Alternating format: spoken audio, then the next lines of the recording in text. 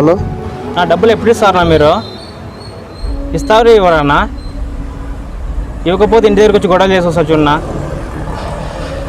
ఎన్ని రోజులు ఇవ్వక ఇంట్రెస్ట్ ఇవ్వలేదు, డబ్బులు అసలు అమౌంట్ ఇప్పించి చోట నాకే బాగా మాటలు నా దగ్గరకు వస్తున్నాయినా.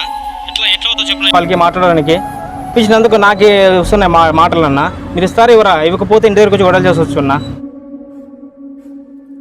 అన్న ఏమైందన్న? అసలు 2 రోజుల నుంచి కనబడడం లేదు. ఇంటి దగ్గర అక్క వాళ్ళంతా ఎదుగుతున్నారు. అసలు మీరు ఎక్కడికి పోయినారు అన్న? 2 రోజుల నుంచి అసలు కనబడడమే లేదు. ఏం మొహం పెట్టుకొని పోవాలో నాకు అర్థమే లేదు. అది కొద్దిగా అప్పులు ఎక్కువైనాయి, మెంటల్ టార్చర్ అయిపోతుంది. ఇట్లా చేయలేదు, అర్థమే కాలేదు. అప్పులేనాయా? ఎందుకైనా అప్పులు? లేదరి బెట్టింగ్ ఆడి డబ్బులు ఆస్తో అప్పులు ఎక్కువైపోయినాయి. సరే అన్న, నేను నీకు హెల్ప్ చేస్తాను, కానీ నువ్వు నాకు ఒక మాట ఇవ్వాల. ఏం మాట్లాడారు? మాట ఇవ్వు చెప్తా. ఇంకొకసారి బెట్టింగ్ జోలికి వెళ్ళను అని నాకు మాట ఇచ్చి కష్టపడి పని చేసుకోవాలా. నేను సరే ఖచ్చితంగా పని చేసుకుంటే ఇప్పుడు నాకు బాగా బుద్ధి వచ్చింది. ఎందుకంటే ఈ బెట్టింగ్ జోలికి వెళ్ళి చాలామంది అడాప్ట్ అయితే అప్పుల పాలైపోయి ఫ్యామిలీస్ దూరం అయిపోయి చాలామంది ఆత్మహత్యలు కూడా చేసుకున్నారు. దయచేసి మనం ఏదైనా కూడా కష్టపడే పని చేసుకోవాలి, కానీ ఈ బెట్టింగ్ జోలికి మాత్రం అస్సలు మనం వెళ్ళకూడదు.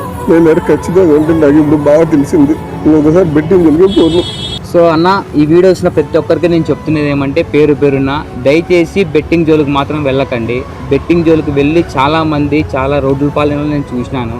మనం ఏదైనా కష్టపడి పని చేసుకుందాం. కష్టపడితేనే మనకి భగవంతుడు ఎప్పటికైనా అవకాశం ఇస్తాడు. కష్టపడుతూనే బతుకుతాం. జై హింద్.